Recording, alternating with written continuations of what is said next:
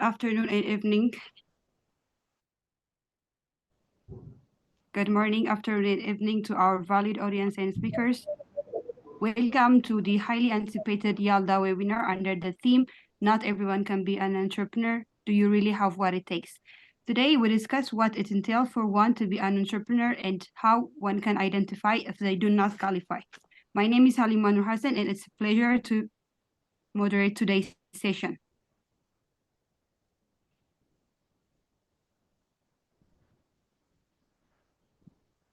Okay, to go through the webinar etiquette, when you enter the roundtable, make sure you are on mute and remain on mute throughout the roundtable. Ensure that your camera is off. Type your questions or comments in the chat box only, along with your name and country. Those whose questions or comments are selected will be asked to unmute and speak. And if you are asked to speak, you must introduce yourself by name and country only. Please, and then repeat the question or comment you typed in the chat box.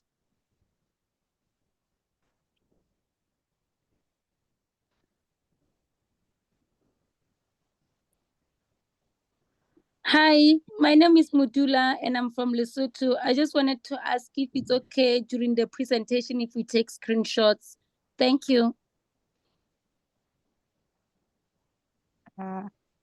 Okay, host, can you answer that, please? Yes, in the chat box it's written, yes, you can.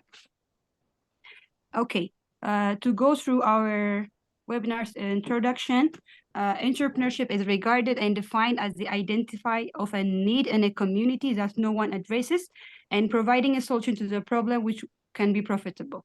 Therefore, it entails developing and starting a new business and implementing a business marketing plan and carrying out a marketing plan and strategy. Entrepreneurship is not small business ownership, and we should not confuse it with such. Entrepreneurship is not a path that is set out for every individual, and it is crucial that everyone can be able to identify if that particular path is the one they are meant to set out on. Working a full-time job, also known as a 9-to-5, can be demanding, and it may seem as though being able to carry out particular tasks in a company means that one can run one too. However, it is the direct opposite. Starting and running a company requires a different set of skills, and it takes over your whole life. The journey is not for the faint-hearted. So entrepreneurship needs one to have several skills and manners of behavior. It requires patient individuals, and a good business does not grow overnight.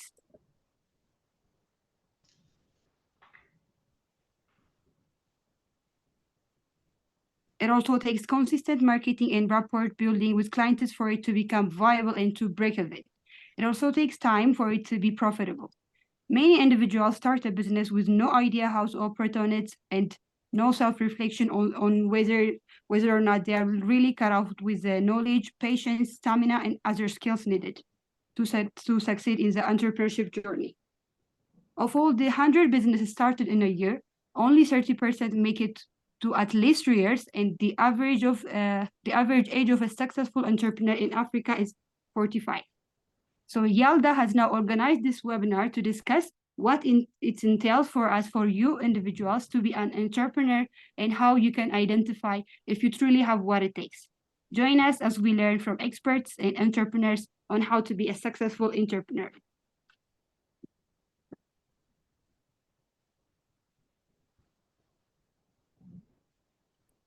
So I will now introduce our speakers for this special webinar. Toto Fududu, founder of Native Foods, Botswana. Daryl Nyamuspa, manager director of Shar Hair from South Africa. McCarthy Makpati, co-founder of Hoping Academy from Ghana. Khadija Jalouli, founder and CEO of Haukar from Tunisia. Denise Bouaoskar, founder and ED Tindo Network Development Initiative from Uganda. And we have Mohamed Karkula, founder and CEO of Gonet Africa Organic Academy from Liberia.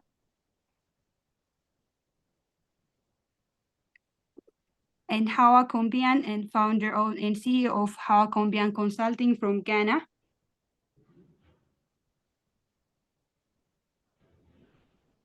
Okay, I see that Toto has written on the chat that we have made a mistake in pronouncing it. We apologize for that. It's native first, yes, not first. Okay. So our overall question for this special webinar would be, apart from the many characteristics of an entrepreneur that I mentioned in my introduction, it is well known that for a successful entrepreneur to reinvest, they are not desperate to feed off the profits, but rather they know that with a new business, the profits are meant to be put back in the business for its growth. So most people start a business out of desperation for money and end up using every cent that goes into the business. So what motivated you to start your business? What do you wish you knew back then when you started your journey as an entrepreneur? And what would you do differently?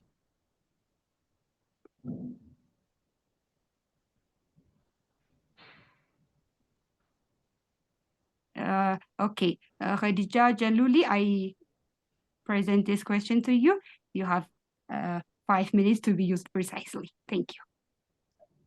Thank you.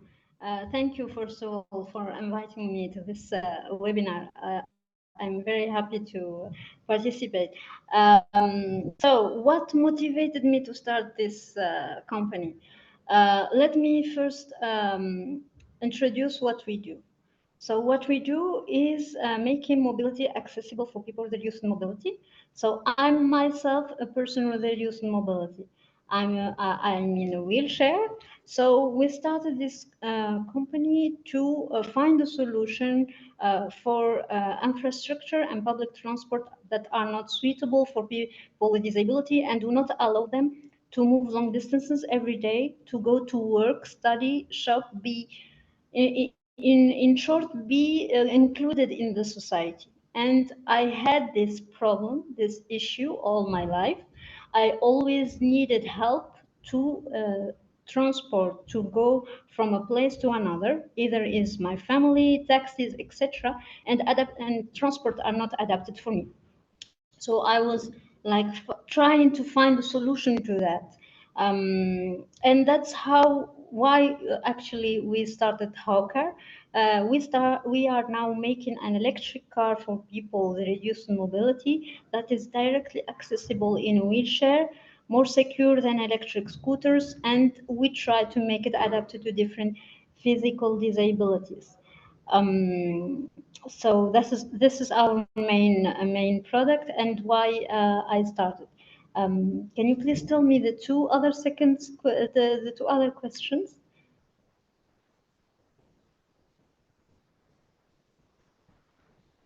Okay.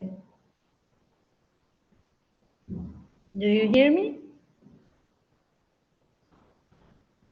Great. Thank you. Thank you very much. Yes. Okay. Okay. Okay. So what do I wish I knew back then when I started? Well, I wish I knew the long journey that has to come in front of me. Because at the beginning, when I started this company with my co-founder, who is the CTO, I didn't know really what I was going through because I didn't have that much experience. And I started learning through the process by making the startup. So we created the company in 2018, and it's a way long journey. And honestly, I will tell you, if you don't have the mindset problem solver, you can't continue. You have really to be patient and to always think about every problem that you face as a challenge that you have to overcome to learn from it. Otherwise, you can't continue. You will not find the ability to continue, because making a company in general, it's a long journey that have ups and downs. We always show the beautiful picture of making a company and making a startup, but in the back, what we don't see is the challenges and everyday working, hard working that you need to do. So you really have to be patient and always have a problem solver mindset to continue. And if I didn't have that, I wouldn't have continued till today the startup. Because every day I'm learning. At the beginning, you have to know that my background had nothing to do with mechatronic or engineering, mechatronic engineering or automotive. I came from a food industry. So then when I needed to find a solution to this problem and starting this company, I was talking to my friend, having a coffee together, and like I was exposing these issues I had every day, and he just tell me, why don't you do it by yourself? Why don't you make your own car? And he was an engineer, and by telling me this, he activated like something. You know, this passion, it's not really a passion, it's an obsession about this problem. And honestly, you have to be obsessed by it, finding a solution to a problem to continue. So this is what I wish I had knew, that it's a long journey that you have to really learn, and continue learning to, at the end succeeding. You won't have money from the beginning. You will struggle a little bit, so money won't come easily. You have really to be patient until you start getting money and selling your products. Uh, yeah, I think I answered all the questions. Did I? Yeah, what would you do differently? Nothing. If I had the same, if I go back with the same knowledge in time, I would have done the same choices. So I wouldn't have changed anything in my journey in this company right now.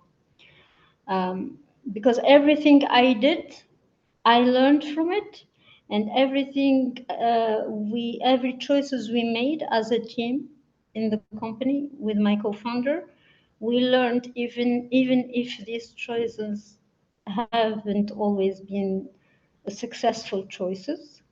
So everything is learning. I don't think I would have changed anything in what since I started the company with my co-founder.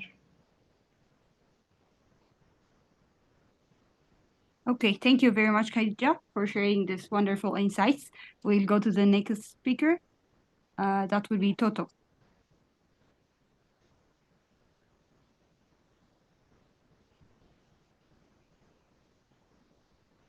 Hello, everybody. What motivated? Okay, my name is Toto. I run an agribusiness company.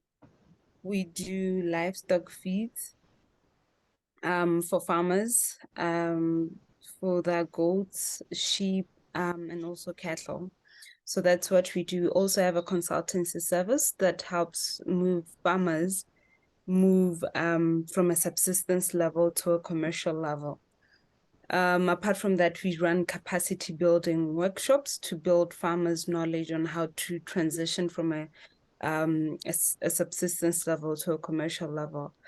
So what motivated me to do the business was I used to supply seeds and seedlings under the East Part program, and I realized that a lot of farmers are using this product, and so they're using the seeds and seedlings. So after that, I realized that, okay, after they've plowed whatever they've plowed, whether it's the maize, the lab, there's no offtake of their produces.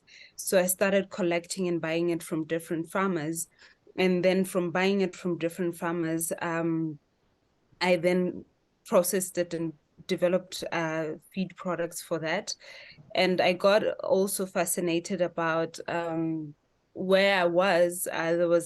There was a time where we had an outbreak of internal parasites. A lot of goats were having issues of internal parasites, and where we are, there's no access to any facility that sells vaccine or even medications to treat your animals. So I started coming up with thinking about different solutions on how we can use feeds or raw materials, certain raw materials. I started asking elders how goats sustain themselves and long back and all that. But I got feedback. So we started incorporating like various indigenous plants that help alleviate internal parasites in goats into the feed. So I think that's what motivated me to get into the feed. So as you go into business, you find different challenges and, and problems that you'd want to face, hence the service, the capacity workshops. That's why we tried to bring different things in order to help our farmers and assist them in a better way. The other question was? What do you wish you knew back then when you started? Wow, I think my previous speaker said it much. The long journey. I think for me, when I started, I was like, oh no, in 2 years, we'll have a factory, we'll have machinery, we'll have everything. But the reality is, it took time to get to where we are.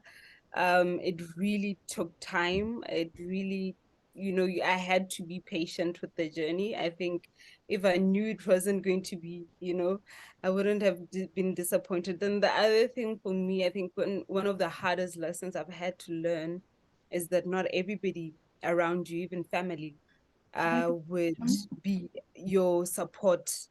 I think most of the time we think, oh, we have this great idea, there are people around us with the same background who'd support it automatically, but it's not like that. Yeah, it's not like that. So it's going to be difficult to get the support that you want, either family or close around you. So I think I wish I've learned that and a bit earlier. It's not easy. Entrepreneurship is a very long journey. Not everybody's going to be your cheerleader as much as everybody would cheer you. But it's a very lonely journey. I think I wish I knew that, but I wouldn't have changed it for anything. I really enjoy what I do, even though it's very difficult. I love what I do, and I believe in what I do because I'm trying to bring solutions that can help not only farmers, but even the end person who consumes that meat product. So I believe in that, and I wouldn't change it. And all the difficulties and the hurdles and the pains led me to learning something to build my resilience and also to build the wisdom. It gives you wisdom also to be able to navigate the next thing as you grow. I think I answered, or was there another question? The third question is, what would you do differently? I think I answered that. I wouldn't. I wouldn't change anything. But I think learning to be much more patient with myself, with the business itself, learning to be much more patient. Yeah, but I wouldn't change anything because I learned a lot from the journey. Yeah, learning to take things patiently would be a great skill for an entrepreneur, I believe. Thank you, Soso, for sharing with us. The next speaker will be Daryl Nyamusamba. Over to you, please. Hello. I know I have a very long surname, so you can call me Daryl Yams. People call me Daryl Yams. So I became an entrepreneur by chance. I was in the entertainment industry back in 2015, and I was able to learn how to market business, how to market on social media. because I was so passionate about the job that I was doing. I was an editor of the biggest hip hop magazine in South Africa at the time, online hip hop magazine called SA Hip Hop Mag. And I met someone who had a passion for hair extensions, but she did not understand the marketing side of things. And when she saw what I was doing with the hip hop platform, she sort of showed me the price difference. So this is basic, rules of business. She showed me the wholesale price and the retail price. Just from seeing that, I understood that I could make my salary that I was making at the time quickly, right? So we decided to partner and start a business called Shara Hair, that has really grown exponentially to this day. That's how I got into entrepreneurship. Okay, so the next question is, what do you wish you knew when you started as your journey as an entrepreneur?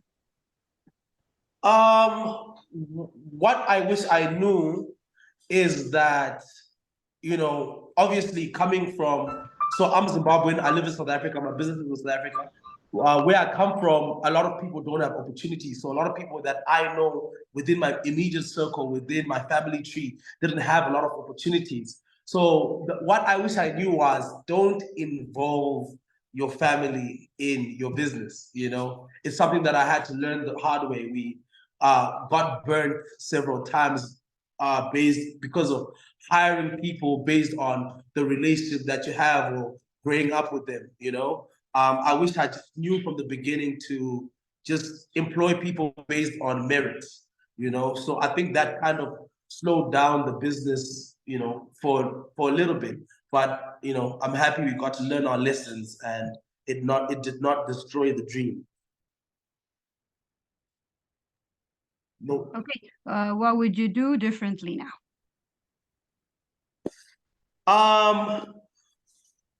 At the time, I knew, I was great at marketing, and our business was built on Facebook and Instagram. So basically social media.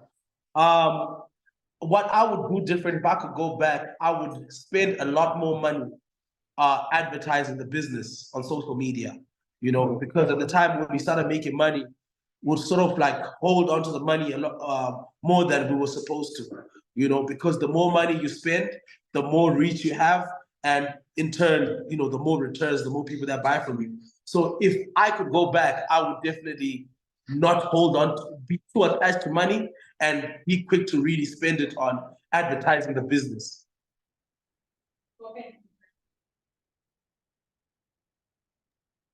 Okay, valuable insights you shared us, Daryl.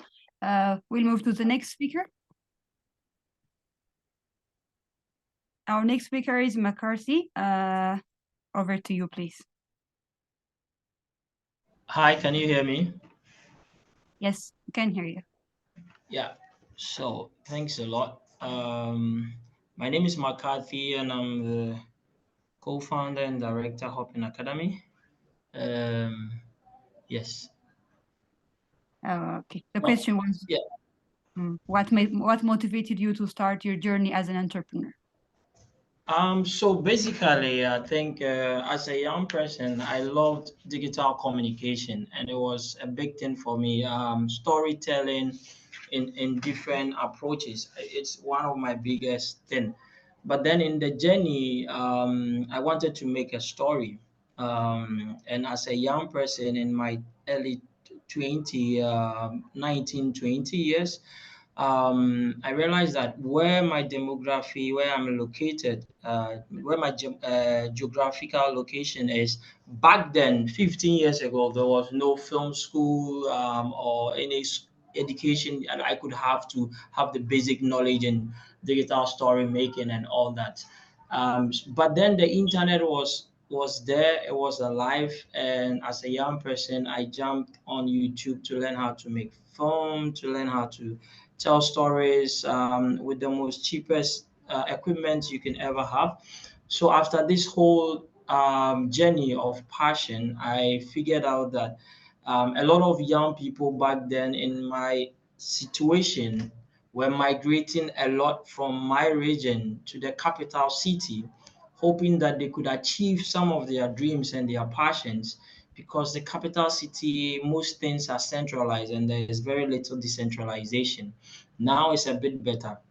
So I colleagues of mine and my team back then, we asked ourselves a question: what next after this whole video and this whole documentary? It wasn't a perfect movie, it wasn't a perfect Hollywood thing, but we were fulfilled, as young people.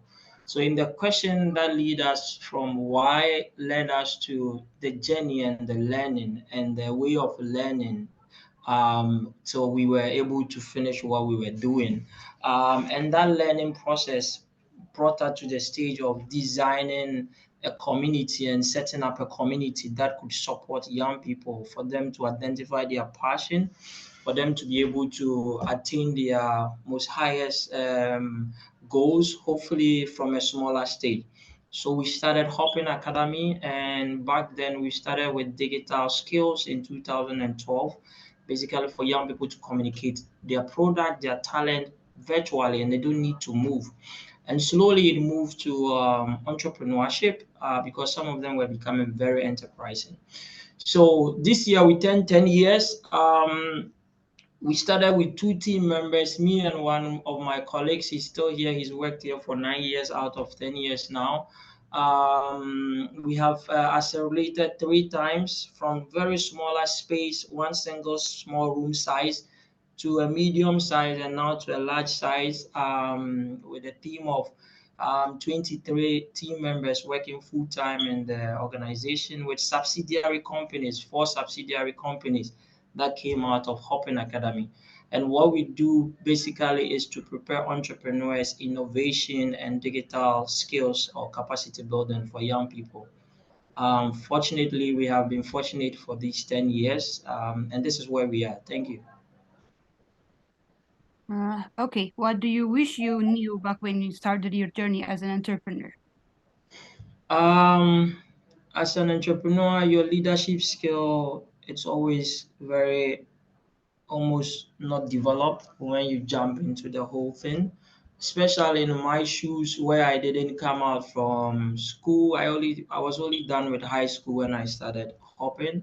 I had no work experience. I had nothing to go on. So the leadership, there were some challenges, on the directions, on the path, and all that. So it was a tough one when you just jump out from a young person who was a waiter in a restaurant or guest house serving food and drinks. One moment you are building a learning environment and community for hundreds and thousands of young people, you would know leadership skill. You have to learn by doing within that period. And within that period, by learning by doing, there's always a lot of mistakes in the pipeline. But we learn as we move on. Thank you. Okay, the third question is, what would you do differently now?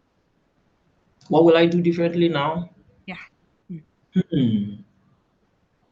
I always say that if there was a second life, and I'm back to this and I have to live in this world again, I would really love to do the same thing I did. Not to say there haven't been challenges in the pipeline, but for me, I think these challenges were very learning journeys. It was tough. Nobody would like to be in that situation back then.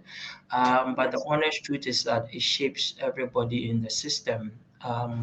You get to know that you are human as well, and you get to know that you are not God. You are not machine. You should make mistakes. People should say no to you. So for me, it's what would I do different? If there's something, that question is very tough, but if I want to do something different,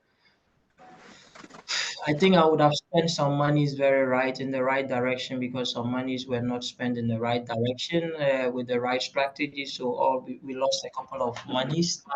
But I think, as I mentioned, it's all part of the journey, and I really don't regret it. But I would have done something different about that. Okay, thank you, McCarthy. The So, next speaker.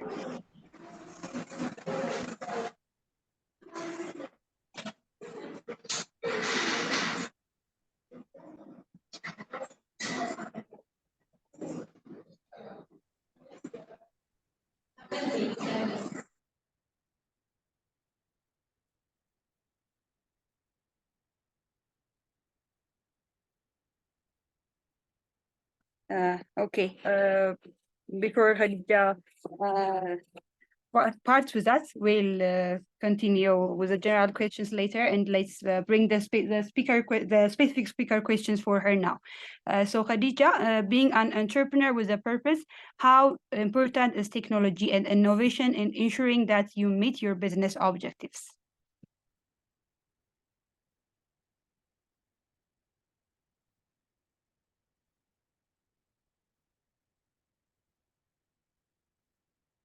Can you hear me, Khadija?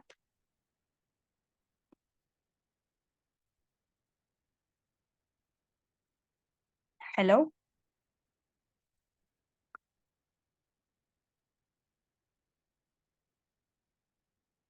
Okay, till we hear back from Khadija, we'll go to the overall questions to the next speaker. Dennis Boa Oscar, over to you, please.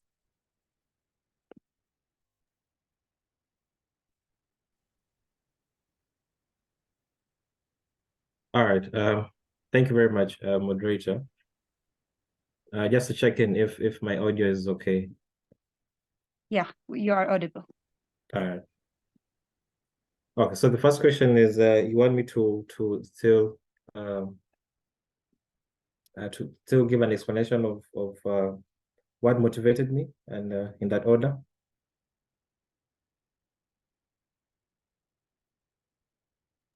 Hello? Yeah. The first question is, what motivated you to start your journey as an entrepreneur? Okay, all right, thank you. So my name is Dennis Boa Oscar. I am the founder and team lead of Mutindo Network Development Initiative. Mutindo is a youth-led think tank working with young entrepreneurs, youth, women, to build capacities in leadership and entrepreneurship. I will do this through education. We do this through advocacy and a lot of engagement with professionals. What motivated me really came from the passion that I had for impact and development, and also here came in the love for making more money, because one, Tindo is a non-profit organization, but from the time we got in touch with social entrepreneurs who not only think of charity, but try to shift your mind or try to shift entrepreneurs' mind from charity to social entrepreneurship, then the idea of transforming Mutindo to become social enterprise came in. So what really motivated me, like I did say, is the passion for development and impact. And then also there came in the idea of making the money. Of course, we impact, and then we make the money in the same process. Yeah, that's something that really motivated me to start up Mutindo. Okay, the next question is, what do you wish you knew back when you started your journey? What I wish I knew was how to approach and create opportunities, because back then when we were starting, there was a lot of hype, there was a lot of confidence in just trying out things. What I wish I knew is how to create opportunities, how to harness opportunities, and how to actually get these opportunities, these growth opportunities for both my team and then the organization, because it's something that is very crucial for growth, like positioning ourselves as an organization, positioning the individuals in the organization. It is something that I did blindly. It is something that we did not put a lot of focus on, because we were geared up and fired up to just start moving and just start doing impact in community. That is something that I wish that I really knew right then. Yes. Okay. Yeah. What would you do differently now? What I would do differently is really have a unique approach to the way we develop our projects, to the way we create impact, to the way we try to impact the community. Because like I did mention, initially it was just coming up and putting together ideas, putting together projects, and then carrying it out. And like how the previous speakers mentioned, entrepreneurship is a process of trial and error. It's a process of learning. You error, you use a lot of money, you get grants, you misuse the grants at times. Even sometimes you could be having guidance on how to be able to use the money, but again, you could error. Entrepreneurship is all about trials and errors at times. It's very difficult for a young entrepreneur to move a straight line, to move a perfect line, to move a steady progress, because one, the experience is still young, and then two, their passion is still hot, yeah. And then three, what is at the top of their mind or the back of their minds is to just keep doing what they have to do, or just keep pushing the mission of whatever they are doing, and then boom, things happen, mistakes come, a lot of blunders come in, but this is all a learning process. This is all a process that we keep just learning from each and every time. So yeah, that's my take for that. Okay, thank you, Oscar, for sharing. Our next speaker is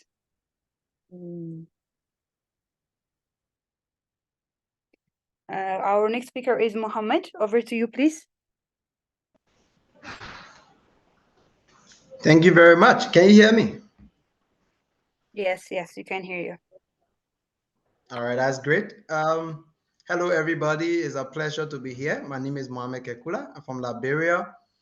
Before I go further, let me just acknowledge that I'm a YAUDA member, and I'm also an executive at the YAUDA West Africa and YAUDA Liberia. So basically, I work at the GoNet Africa and GoNet Academy as the founder and CEO.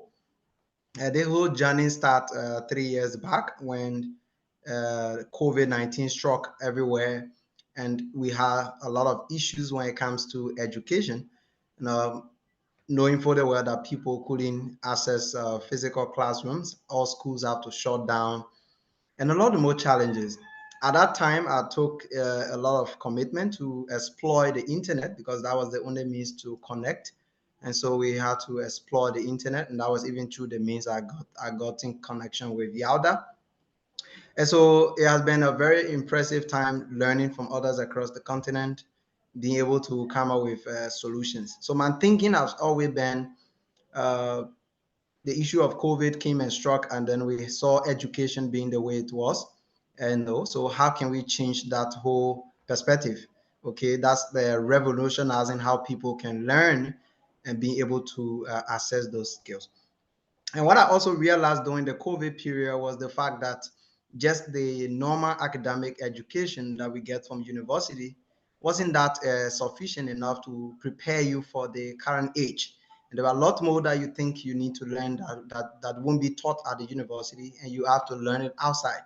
So my thinking was, how do I ensure that there's an opportunity for young people to connect with people beyond their borders, and ensuring that they're able to learn from their peers across the continent and even beyond, so that they think differently. I believe that your thinking is limited to your geographical location at times, and if you don't connect with people beyond your borders, you may not be able to stress your mentality beyond what is possible out there. So I thought to create this platform that will be able to connect young people with opportunities across board, being fully well that I've benefited from numerous opportunities. And I thought that it would be great to establish a network. But as time goes by, I thought that it was quite limited because we're only focusing at the time on linking people to career opportunities that will enhance their skills. So we thought that it's now time to get more involved into building skills instead of just connecting people to opportunities for skill building. So we thought to just do that intensively.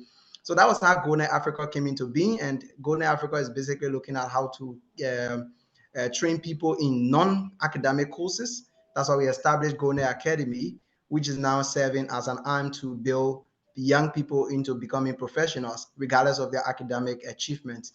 So we accept them whoever they are to make sure we're able to produce them into professionals with some real world skills in development, in the digital space and other areas that it can make them compelling in the market, and also adding to their current skills they have. And at the moment, we have also established the GoNet Academy platform, which is an online learning platform that allows people to take courses without even having a physical interaction with any of the instructors, just making sure that people have a lot of opportunities to themselves since they are not able to face traditional classrooms. So that's a focus we have to change the way people learn and also make sure that people have unlimited access to learning opportunities so that they don't make the mistakes some of us made in the past.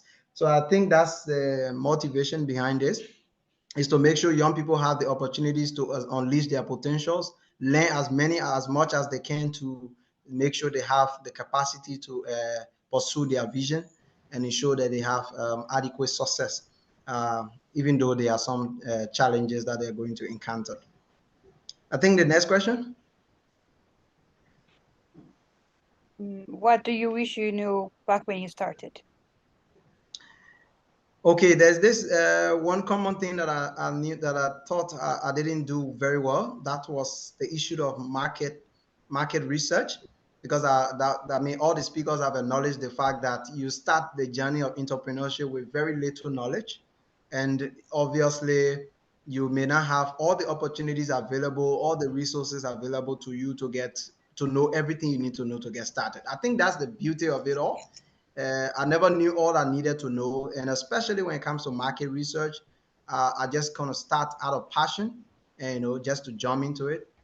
But I think what I would like to do differently if I had the opportunity to start again is to really rethink my ideas and do a thorough research, ensuring that I have the information that I need to make informed decisions about what I do when it comes to my business. But again, I think that is a learning curve, and we are able to share the mistakes we made in the past, and those mistakes are not irrelevant. They are important to the journey. It allows us to share the story of how we struggle, the mistakes we made, and how we've been able to succeed to some extent. And I think a lot of young people can be able to learn through that. And just to conclude, entrepreneurship is not a journey that you're going to get everything 100% correct before you get started. Almost every business in the world right now went through some challenges, and they had to make a lot of mistakes. And I said, mistakes are part of the process, and it gets us to learn. And that's where we get to appreciate the fact that we don't have to get everything perfectly correct before we start. Once you have the passion and you discover the opportunity to pursue this, I guess you need to get started. And in fact, you're going to see the real life, and you're going to get a clarity of what you want to do once you get started.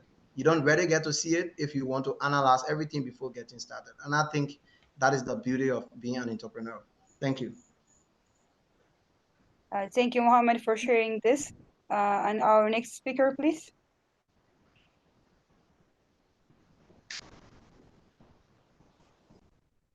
Okay, our next speaker is Hawa. Over to you, please. Well, hi, everyone. Good day, wherever you're joining from. My name is Hawa Kambian, and I'm based in Ghana, but not in Ghana right now. And I am the founder of Hawa Kambian Consulting. And I started my company actually through experience in my full-time job. So in the past, I had been a chief of staff and worked very closely with many senior leaders in impact organizations across Sierra Leone, Liberia, Nigeria, Ghana, etc.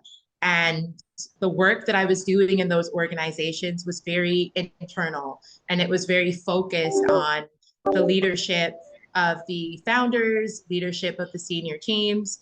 And it was not work that I had ever planned on doing when I was studying. I thought I would be out amongst end users and beneficiaries and, delivering product and service to people, but I was really asked to work closely with leadership to help them strengthen the work they were doing in impact organizations.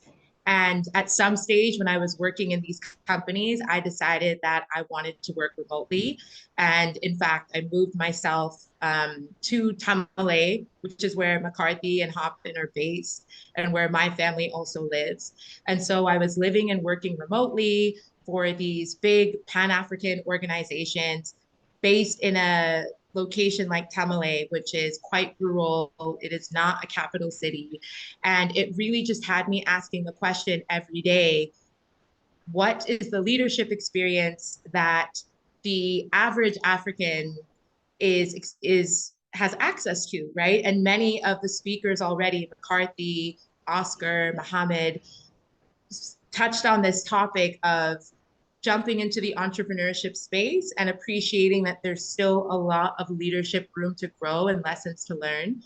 And so my experience working in those areas in the impact space is what really highlighted for me the fact that I don't think we're really having conversations about what leadership support looks like for entrepreneurship in Africa. I think we're talking a lot about entrepreneurship, but we're not necessarily talking about ways that we can learn from many of some call them mistakes, some call them failing forward, some call them opportunities, whatever they may be. How can we harness that knowledge and leverage it similar to what we're doing today on this call so that current entrepreneurs, future entrepreneurs really have a community where they can proactively lean into improving their leadership at the personal level. So yourself as an individual, in terms of you being a leader, McCarthy talked about running a team of over 20 people right now.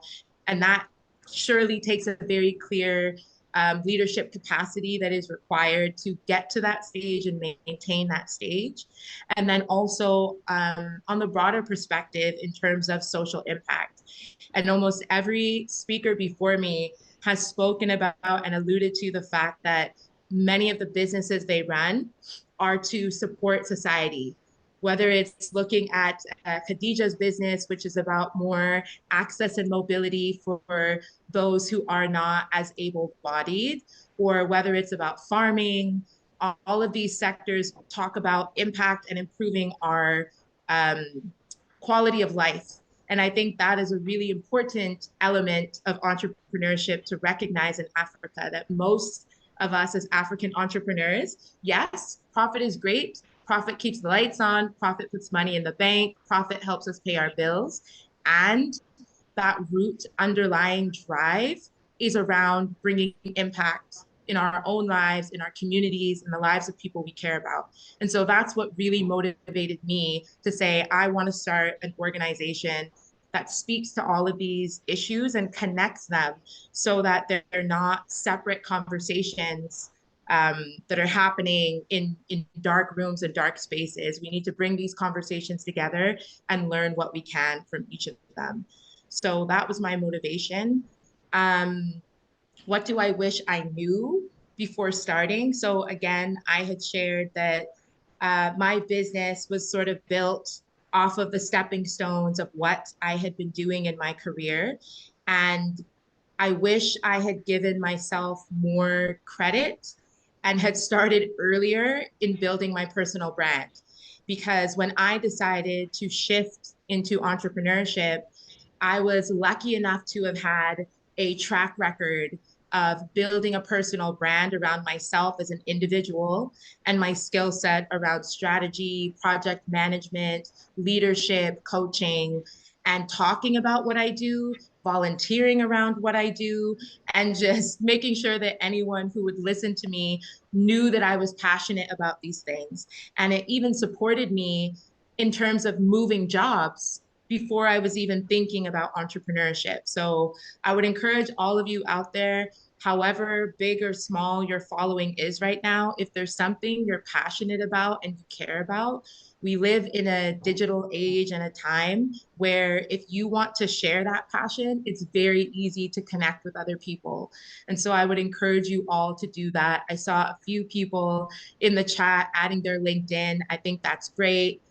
You know, leveraging ways for us to get to know each other online and offline so that others start to know and understand what we're interested in.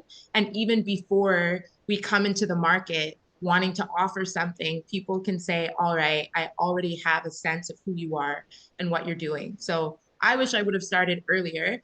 At the same time, I'm happy that it was something I was able to do, and it's helped me to get to this point. And then the last question of what I would do differently is I would embrace uncertainty more. And again, everyone who came before me has alluded to this.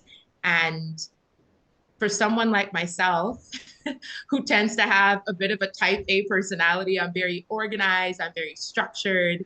I like to know what I'm doing before I do it. And that is rarely the way that the entrepreneurial journey goes. And so I think it's important to have a healthy balance of understanding, you know, what you're bringing to the market, doing your market research, understanding what leadership skills you might need to grow into. And at the same time, the other side of that coin is don't let that stop you. So I would encourage people to lean into more self-awareness and self-reflection around where you know you need to grow, and then say, great, now I can walk forward in my entrepreneurial journey and knowing, great, I know I want to become a better communicator. So as I'm going along my journey, I will look for those opportunities when I need to communicate, and I will use them as opportunities to get better, to ask for feedback, to ask for help. So I would really encourage people that as much as entrepreneurship is jump in and go for it, there's so much knowledge, wisdom from those of us on this call, from the internet in general. There's so much information out there that can support you in the areas that you know you want to grow, so that as you go through trial and error, it doesn't have to be as dramatic or intense if you already know that you're clear on where and how you want to grow. So thank you for listening, and thank you everyone for being here today. Thank you, Hawa, for sharing this. We'll go to the specification now for our speaker, Khadija Jalouli. So Khadija, the question we have for you is that being an entrepreneur with a purpose, how important is technology and innovation in ensuring that you meet your business objectives?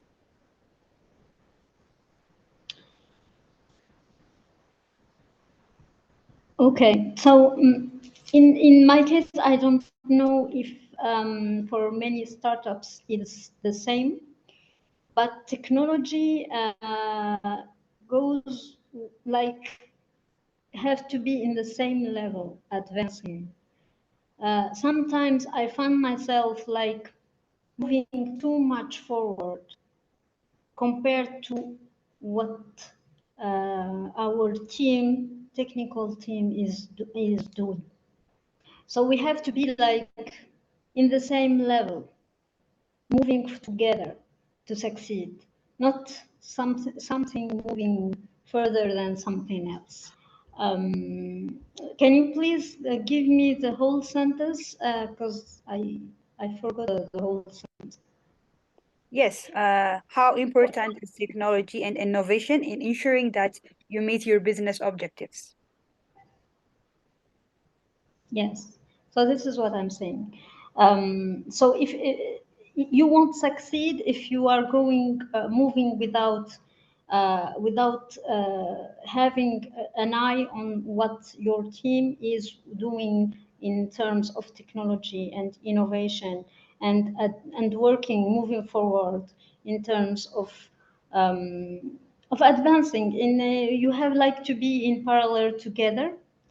For some other startups, some other technologies, it's okay, maybe, because you need to prove yourself and prove the market first, like for apps, making apps, making digital products, IoT. This is important to prove to have a proof in the market that this will work. So you have to build a proof of concept and start working with the market and validating if it's working or not, and then you improve. But in my case, since we are working according to your international standards for safety, security, and since it's a big project, you can do that. You have to prove the market that there is the need, but then you can't prove that the market with a technology that is not safe, that is not complying to in terms of security. So what we did is making interviews. We worked a lot on what a person with disability needs. In my case, okay, I'm a person with a disability in a wheelchair, but that doesn't mean that I know exactly the need of every person in the world. Every person has its own need. And also, since I am leading this company, I cannot have objective choices and objective knowledge. So I'll be loving too much my startup and wanting it to work. So we need real feedbacks from people that will use our product. So we started doing the interviews. And when you do these interviews, you have to know to let the people that you are asking not giving you the answers that you want, but ask them as you are not a person in this company. You are not a person that is making this product to have the good feedbacks. Of course, after making the first prototype, you need, after testing in a laboratory environment, you need to start testing it with potential users, potential customers. But since it's a you have to avoid all these problems in the beginning, from the beginning. And for that, you need to study well the needs and working with the international standards from the beginning to have, let's say, less problems and less bad choices at the end. And you find when you start using this technology with the market, you start improving small things. Since you already know what the person, your client, needs from the beginning. So this is my case. Of course, it doesn't apply to every startup, every product. Every startup has its own journey. And I want to say that you don't have to compare yourself to each other. Don't say, okay, I didn't start selling, this company started selling, my friend have a startup, so he started selling and he succeeded. I'm still working on my prototype. I'm still trying to raise funds. I didn't succeed. It's not the same journey. It's not the same product. It's the same persons leading this projects. So don't compare yourself. Every startup has its own life, and you have to live it step by step until the technology or the product finally succeed. And most importantly, I know it's not in the question, but I want to give an advice. It's important is the attitude. Have a good attitude no matter what, no matter the person in front of you. Sometimes you find yourself in front of people that, let's say, annoy you, but you have to always have a good attitude and always think positive. I know it's hard to do, but try to think positive of these people. try to always think that these people are not bad, but yes, so attitude is very important to succeed in your company. I hope I answered the question. Please let me know if you have any other questions. You have answered it very detailedly that we can take notes from. Thank you very much for your insights, Khadija. Thank you.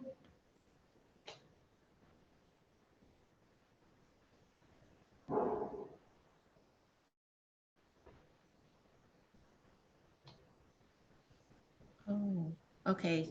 I see on the next question. Yes. Sorry, I was Okay. No so worries. And I the agree in the question- chat, Khadija, that was amazing. That was great to listen to. Thank you. Great. So this question, I believe, is about asking why personal development is important in the journey of an entrepreneur. And I love this question because I'm so passionate about this. And Khadija spoke on some of this as well. So personal development, what do we mean when we say that? I'm talking about your physical health, your mental health, your emotional health, and the foundational element that these aspects of who you are create, and how that allows you to come into being your best self as an entrepreneur, right? Your physical health is as simple as, are you eating well and taking care of yourself? Are you getting enough sleep so that you have the energy to get up the next day and sit in meetings for 5 hours and be sharp and be able to listen to your team, right? Simple as that. Your emotional health. Are you motivated? Are you walking in every day with that great attitude that Khadija talked about, right? Can you focus your mindset on the vision ahead of you so that when disappointments happen or when new opportunities arise, you can regulate and balance your emotions to support your decision making? Your mental health, your communication, the way you frame opportunities or setbacks, right? Is a setback really a setback, or is it an opportunity to pause and refine what you're working on? Is an opportunity really going to help you get to your definition of success as an entrepreneur? And yes, some days success might be money in the bank. Other days success might be how many customers did I delight? Other days success might be how many team members am I retaining because they're having an exceptional experience at my workplace and they want to continue to be here, right? So I think these are all really important questions because your personal development and tapping into that is actually what supports your decision making and your judgment as an entrepreneur.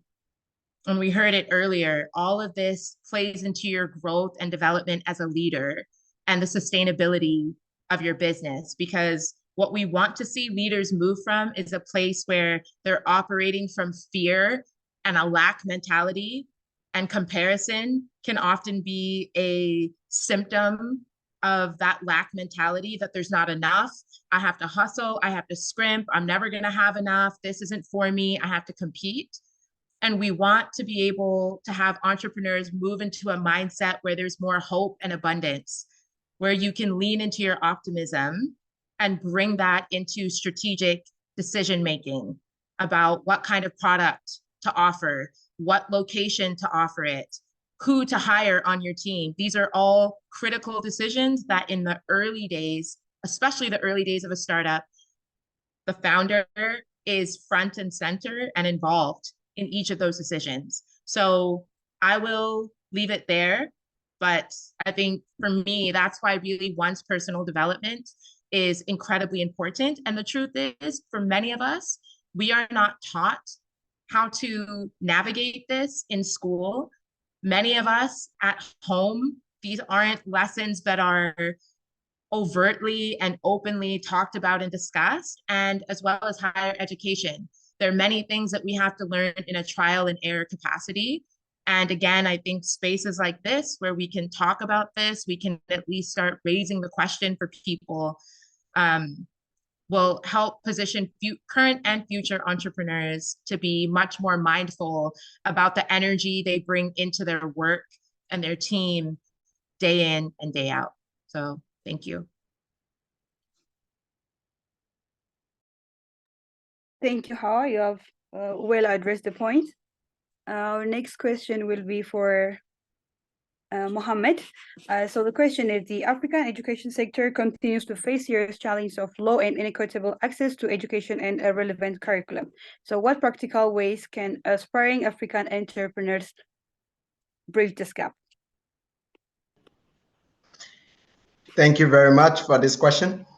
And I think Hawa and that of Khadija actually threw a light and told us the significance of skills. So skills are very important when it comes to the field of entrepreneurship, and that's where education comes in. And of course, there's a certain aspect of it where our current education sector cannot position itself to meeting the demands when it comes to the 21st century skills. All right, and that's unfortunate at the other side of society. But at the side of entrepreneurship, it's not unfortunate. It is an opportunity for entrepreneurs to take advantage of that open market, to bridge that gap, and then be able to make huge impact in the education sector at the same time, earning some income to take care of themselves and their family. So I'm going to provide much more like a practical approach in terms of different methods and some of the ways we can do. And I want to believe that some of you on the call who have passion to uh, impact education can make use of some of these business opportunities. And you definitely would like to take advantage of it because it's an open market. Okay, but you just need to do a little more of market research within your local environment to understand the situation from this perspective, and then you can use some of these possible opportunities or options that will be able to empower you. Like I said, for us here at GoNet Academy, that's one of the things we're trying to do. Let me just give you a little kind of data. According to Statista and several other market research conducted, Africa is going to be worth 5.2 billion by 2028, especially when it comes to the e-learning market. So there's a huge potential in that specific market. And when you look at it in terms of education, there are just few entrepreneurs taking advantage, especially in East Africa and some part of the Southern Africa. But you see very less of this happening in West Africa and in some part of Central Africa. This poses a huge opportunities for entrepreneurs who want to impact the education sector. So one of the practical approach we can use in this area is when it comes to the technology, using technology to bridge the education gap. And of course, infrastructure remains a major challenge in Africa. So if you want to venture into education and you are thinking about how to build structure, to have physical buildings where people have to access classrooms to learn traditionally, that's going to be difficult and it's going to take you years before you get started in that business. But you can leverage technology to build a kind of platform. It doesn't take a longer time. YouTube is going to give you a lot more free resources that you can learn to build courses online yourself, and you can just leverage on it. Of course, if you don't have the technical knowledge and skills, we also have a platform that allows you to build your own course and you can host it on it and we sell it for you, and you just make some income at the same time impacting other people. So that's one huge opportunity we have in Africa, and as I said, is 5.2 billion in by 2028. That's a very huge market. And even if you're going to target 0.1 or even that's lower number of that market in your own locality and even some part of your region in Africa, is going to serve as a very huge impact for you in your entrepreneurial journey. So that's one practical way we can take advantage of this, the gap that exists in the education sector, because universities are still not meeting the skill demand of the current society.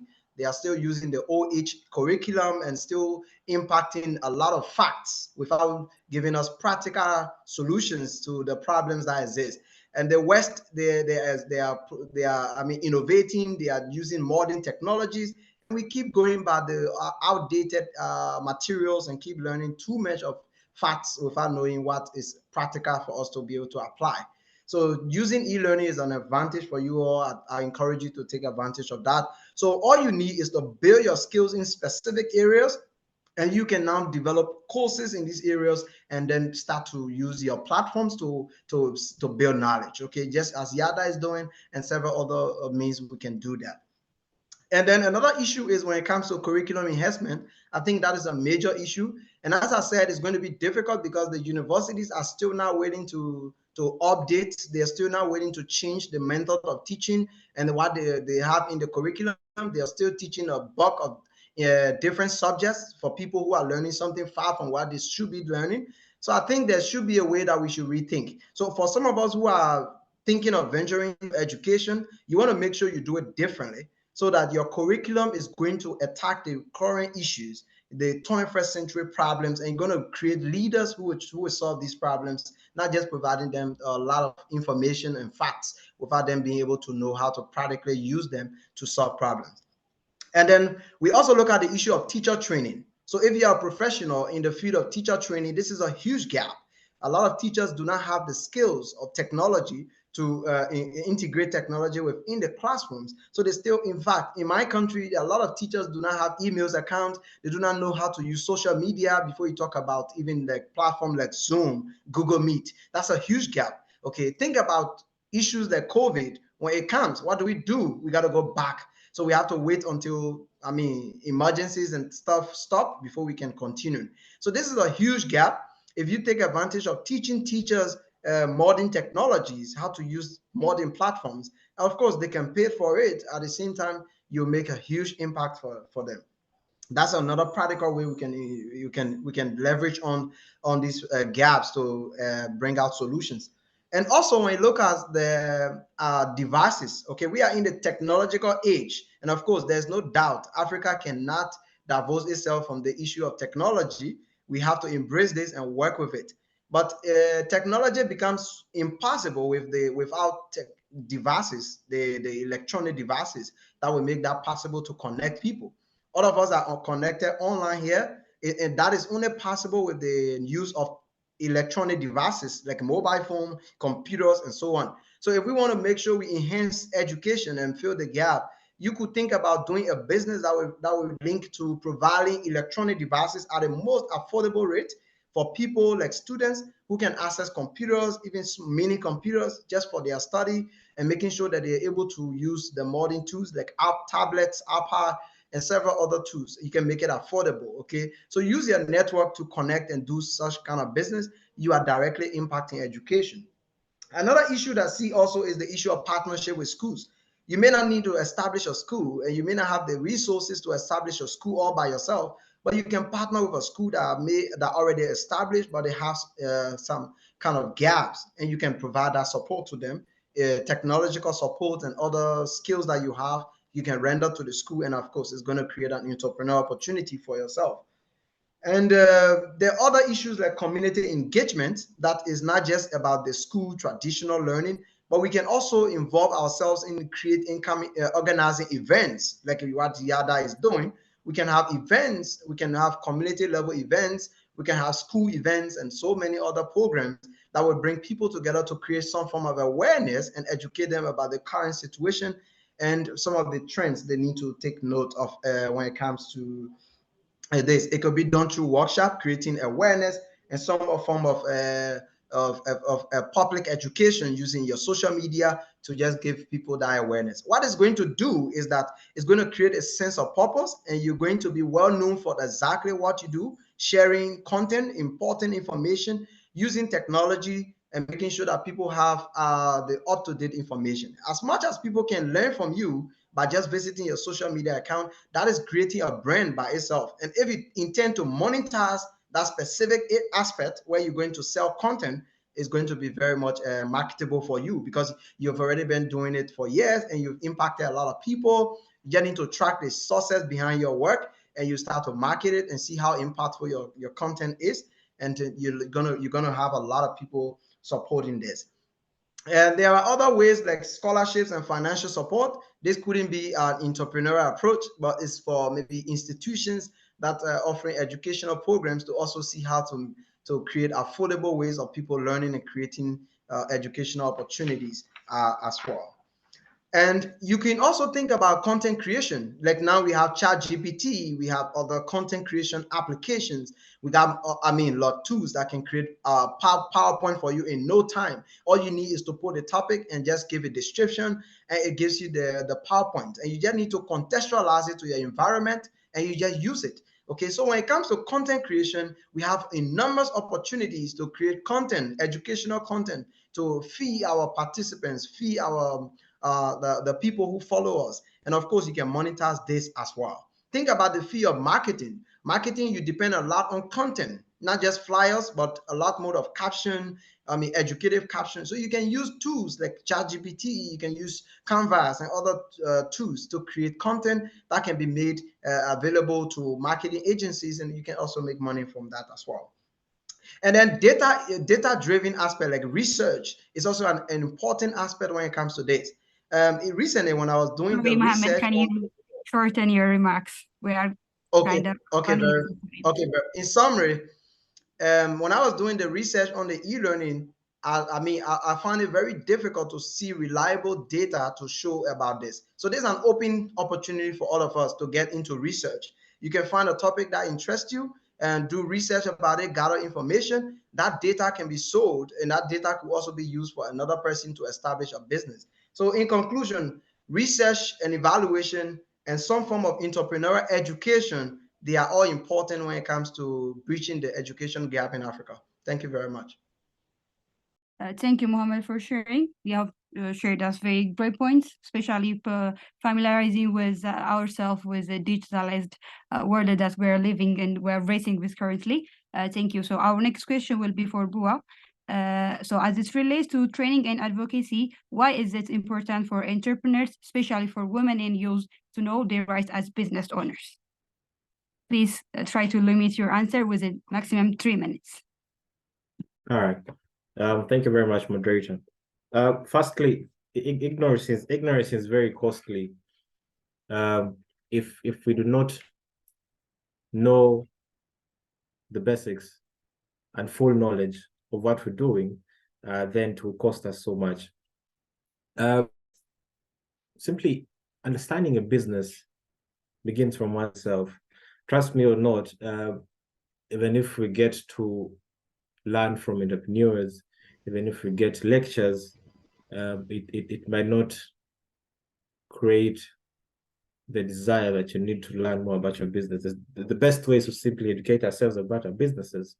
Of course, such seminars, such engagements, learning from fellow entrepreneurs, learning from experts, learning from individuals who are thriving, learning from individuals who have fallen down and risen up, learning from individuals who are doing a lot of wonderful and great work.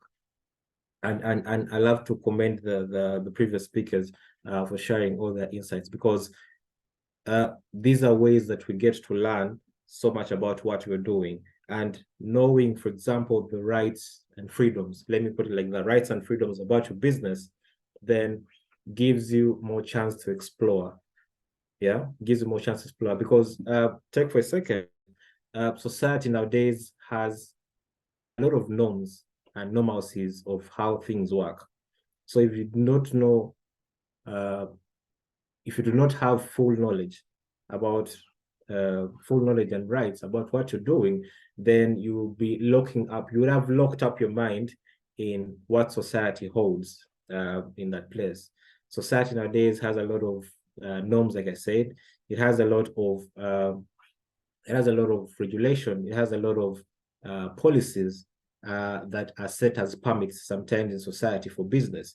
And this keeps us as entrepreneurs locked up if we do not understand if we do not understand our limits, if we do not understand that it is not that in each and everything that you're doing, there is a limit. Simply, entrepreneurship is, how many entrepreneurs like saying it, is simply thinking out aloud, simply thinking creatively, thinking out of the box. That is entrepreneurship, and basic understanding and full understanding about the rights that we hold about our businesses, the freedoms that we hold about our businesses, puts us at a greater point. Lastly,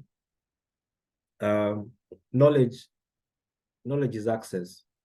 if we do not have knowledge, then would limit ourselves from accessing some people. We limit ourselves from accessing some information.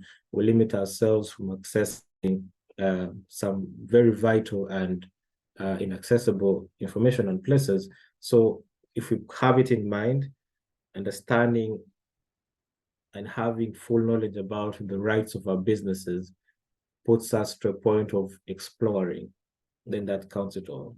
Thank you very much. Thank you very much. So our next question will be for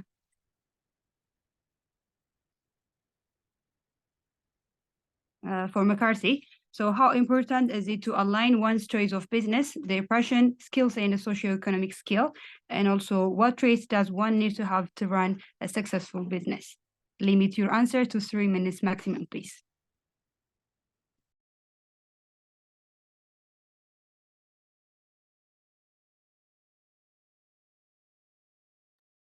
Are you here, McCarthy?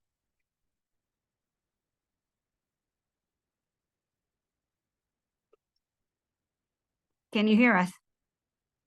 Okay, I'll go to the next speaker. That will be for Daryl. Are you here, Daryl?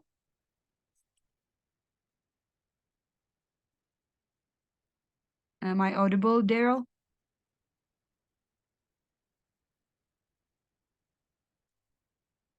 I think we should move to the next. Sorry, I think it was my network. It's okay now. Can you hear me? Yes, I can hear you. So your question would be, can you highlight a major turning point or breakthrough? Okay, that was McCarthy, sorry. Yes. I mixed Yeah. it. So Yeah, I think how yeah.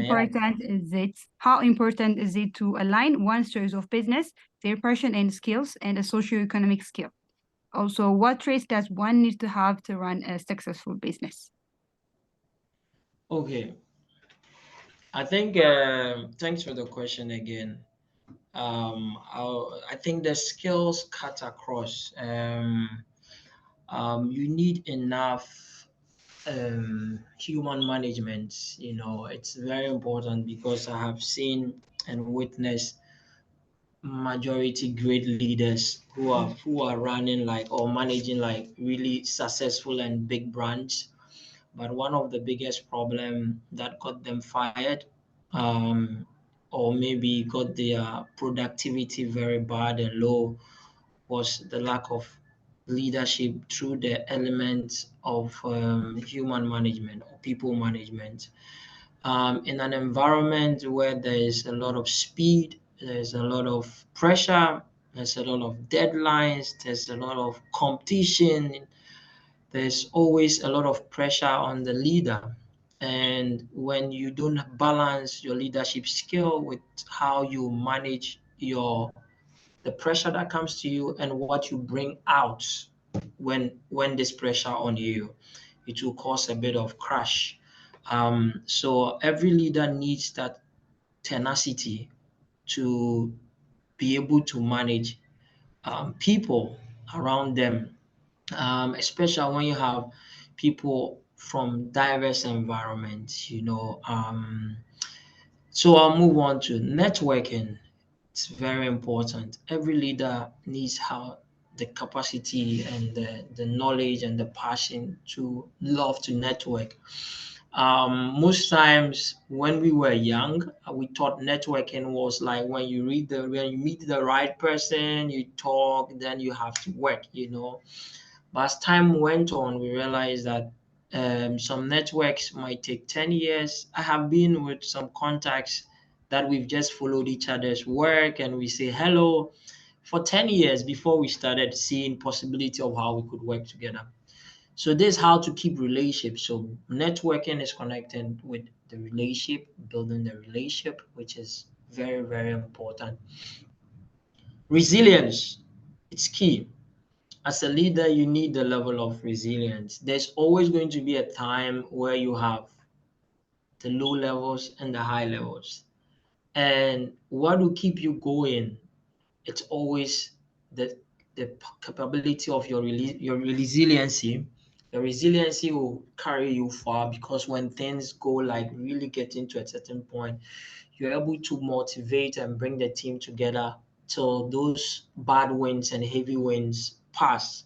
Then you can show, and it will never end. This is like forever, you know.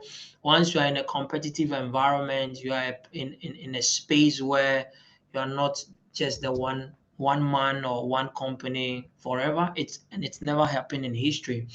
You have a lot of competition. You have a lot of changing trends where you have to build your company and move them from one stage to the other. And that leader needs that capability of resiliency, which is very important as a leader. As a leader, you also need that habit of being a very strong-minded.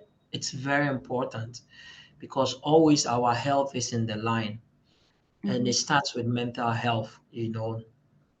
Through, I mean, I mentioned to you, Hopping is 10 years now, and through Hopping, we have been able to set up other business, about 4 different businesses that cast around different industry, from transport, from eatery, from health, and all that. And if we combine all these companies, we have close to 92 workers separated in each company. And you need that thing, and how do you diversify the pressure on you so that you don't get consumed and burn out? It's about finding other leaders who are more intelligent or more capable to run other components of your company, so that you don't be a one man doing everything. Because the most dangerous thing for every leader, it's your mind. I'm afraid I'm gonna have you to sum up your insights. Sorry? Can you sum up? We're kind of running out of time. Yeah. So the mindset, it's very, you need a leader who has a strong mindset, and a leader who can diversify what pressure is coming in, share the results, and share the outcomes with their team. Thank you. Okay, thank you, McCarthy. I think we can grasp a better understanding of networking and resilience from what he said. We'll move to our next question.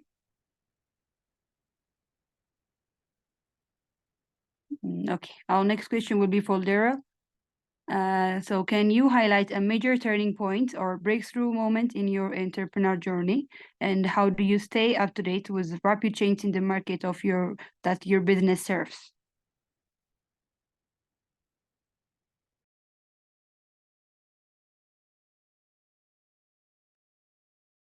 Are you here, Daryl? Okay. Let's go to the next speaker question. That will be for Toto. So being a young entrepreneur in processing and production, what challenges come with the sector, and could you discuss the role of failure and learning in your entrepreneur experience? Okay, thank you for the question. Yes, you'll be having 3 minutes for it. Being in the processing company, especially, I think, for where I come from in Botswana, agriculture is known as to be one of the pillars of our economy. But it's very difficult because most farmers are still at a subsistence level. So if you're developing a product and you're getting most of your produce from these farmers, it's very difficult to teach. You have to then go back and teach them, this is the standard at which I want the product at.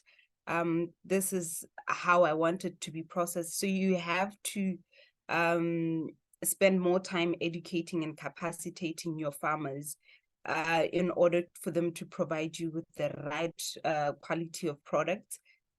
So which is a bit challenging because it was sorry, can I interrupt you for a second? Yeah. Just for a shout out for the audience to write their questions or comments in the chat box section so that we can pick up on them and we'll get an answer. You can continue, please.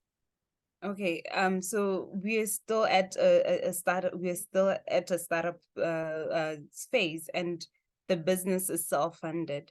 So it's quite time-consuming, but also financially consuming because educating people, it's not cheap. So that's one of the major challenges. The other challenge is developing new ideas.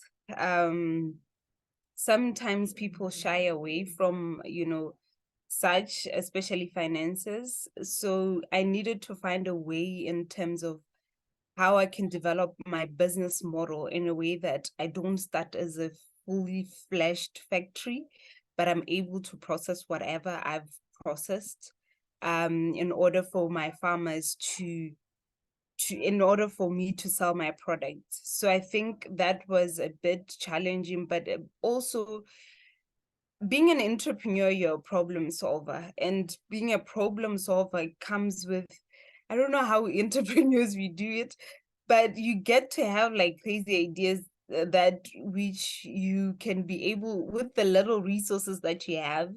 I call it God's grace. With the little resources that you have, you can be able to maneuver around. We don't have a fully fledged manufacturing factory, but we do provide products that processed well and of the good quality, because of, I think, also the advice and team that we have also that helps advise and we sit and think or structure our business is into.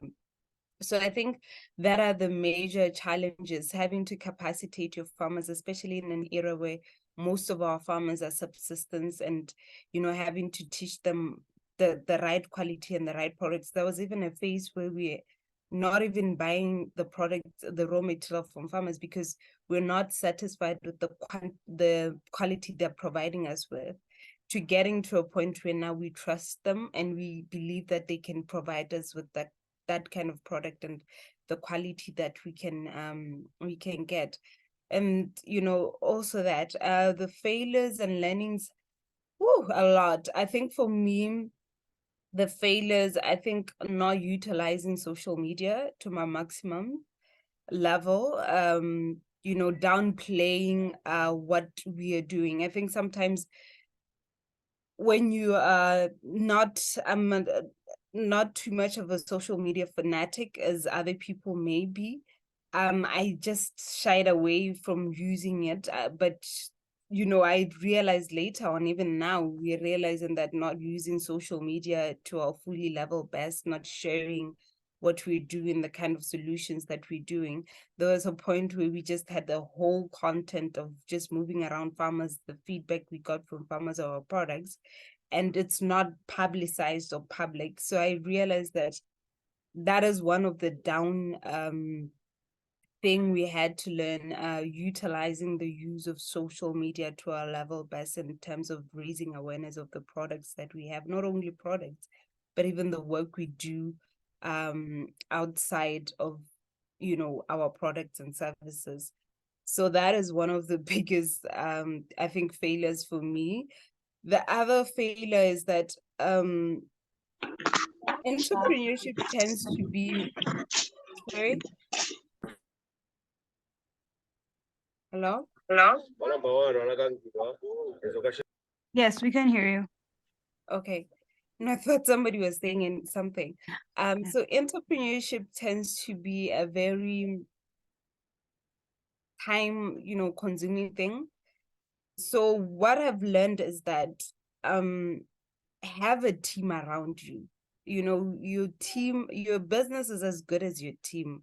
Have a team, even though it might not be, like, sometimes it's difficult to hire people from the get-go, but having people around you, even though they're not employees, right now, things, let's say, for example, you might have a friend or somebody who's gifted or talented. The person who does our graphic designs, our videography, or what, is somebody I know and I knew for years, and he assists with that, because we can't fully hire somebody who does that.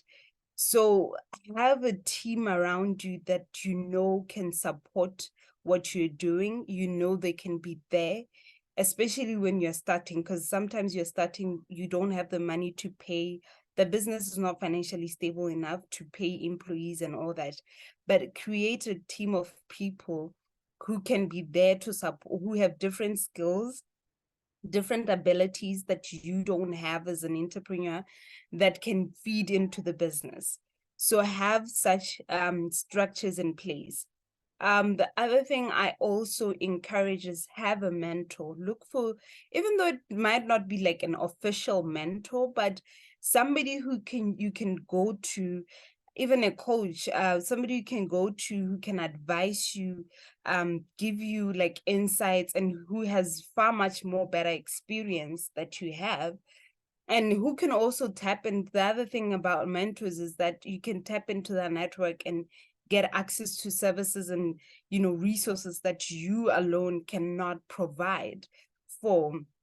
We've gotten various resources and services that we could not afford, but through our mentor, we managed to get access to that. So it's very critical to have like a mentor, somebody who's been there, has experience, and who can guide you. Because this journey, like I said, it's a very lonely journey and it's a very difficult journey.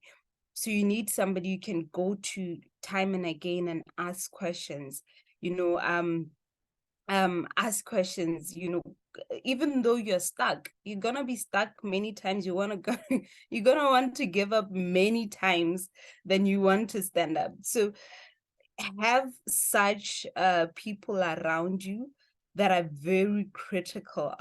Your environment is very critical for you as an individual, and that would spill now to the business. Because if you're right in the right position and getting the right team and you have the right advisors, so you're able to run and lead your business in a way that it can be successful. So those are like the main pinpoints. One thing I've really come to learn, I know it's very difficult for me to do, is take a break. It's okay to take a break. It's okay to breathe. It's okay to take a break from the business. It's okay to let go of certain things. You know, sometimes you hold on too much to something because you saw it work, you know, so it's okay to say, you know what, it's not working. Not even giving up, but just take a break. It's not working. Can I sit down and refresh, re-strategize? It's okay to do that. You know, do that and take a break. I think so many times you're told, yo, hustle, you'll sleep when you're dead.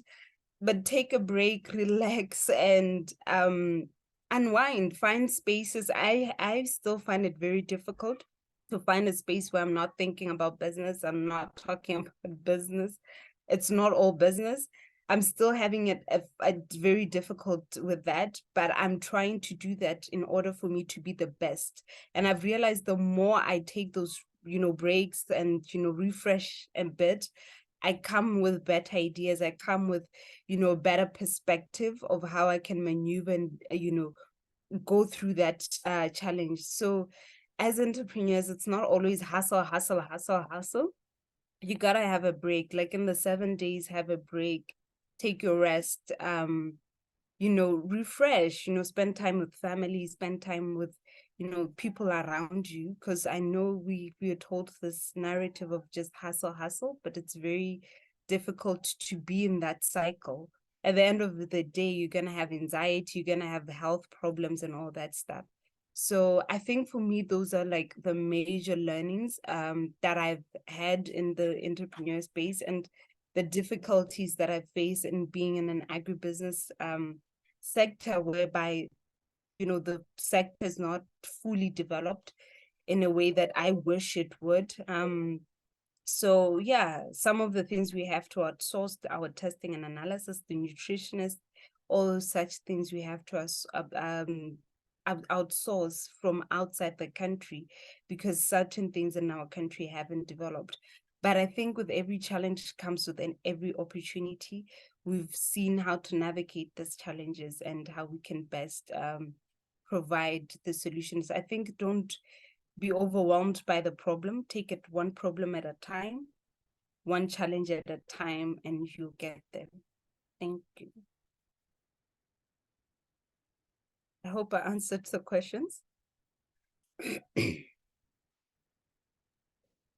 Yes. Thank you very much for sharing us those insights.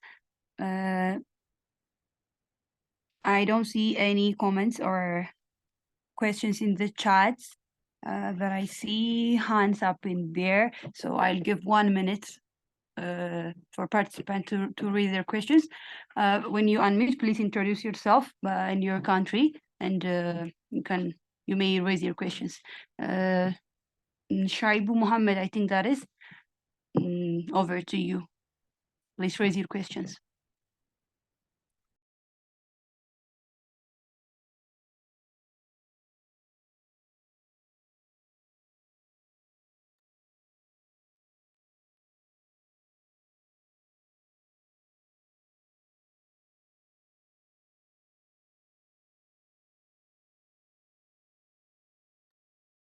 You may take the stage, Shaibu, and present your question.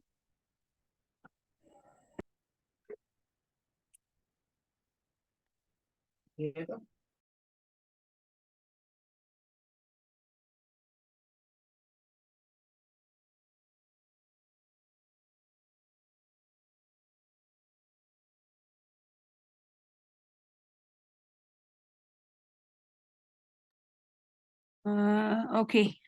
Anyone else with a question? We're left with some more minutes. Or a comment about the session we had.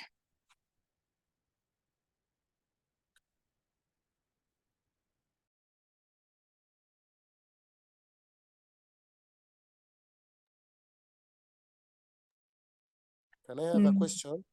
Yes, please. Yeah, my name is Moima. I'm from Democratic Republic of the Congo, the east of the DRC. So my question is, what are the requirements to join the YALDA program? And secondly, is it possible to have a mentorship, a volunteering mentorship from some of us who are in the remote area where we don't have so much skills? So is it possible to have a mentorship to our project and our activity, what we are doing as a junior entrepreneur? That was my question.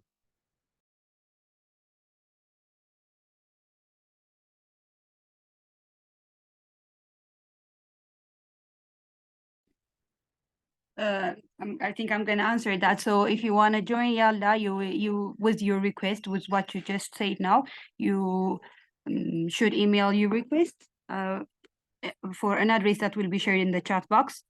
You will send your application and that will be considered.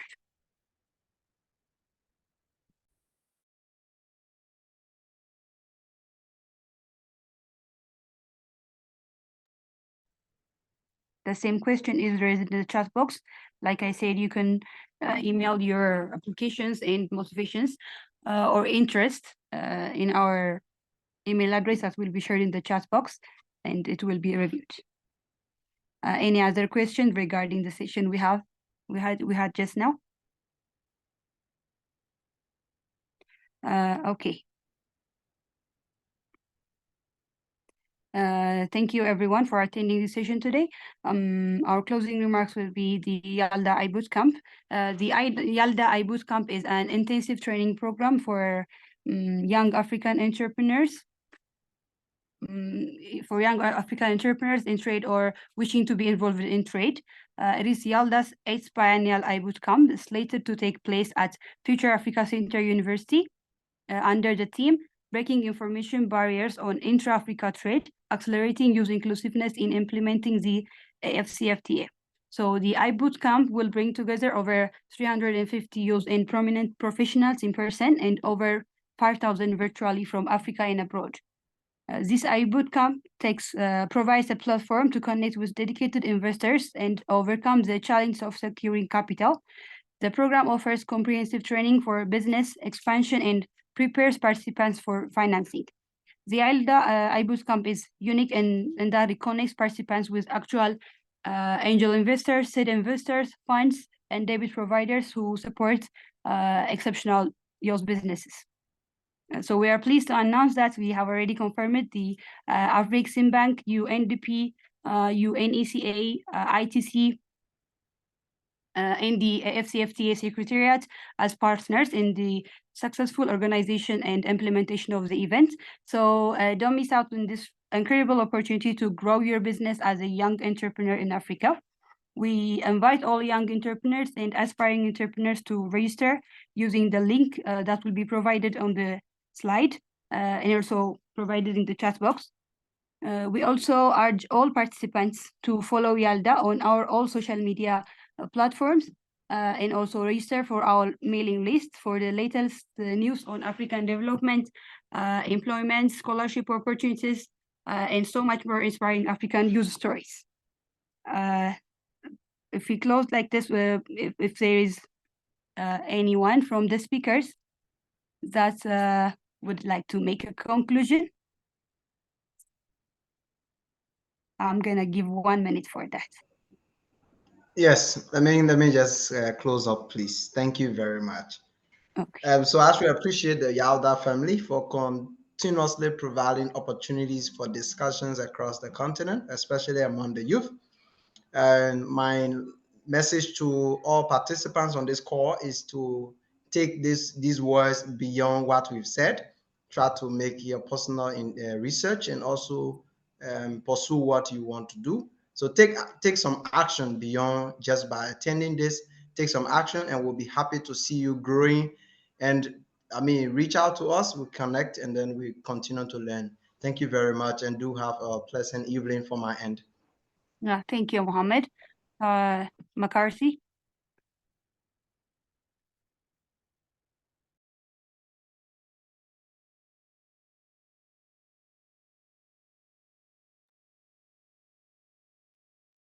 Do I see hand? Dennis?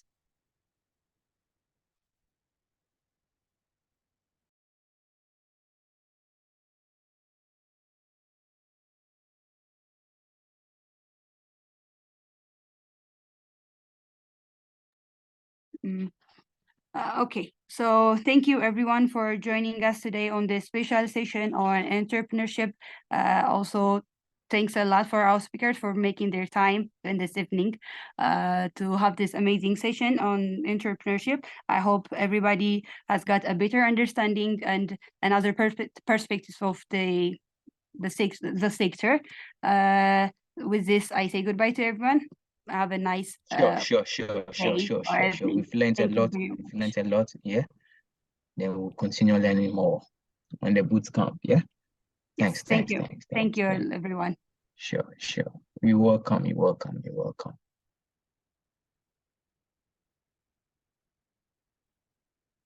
Thank you for having me. Thank you, guys. Thank you, everyone.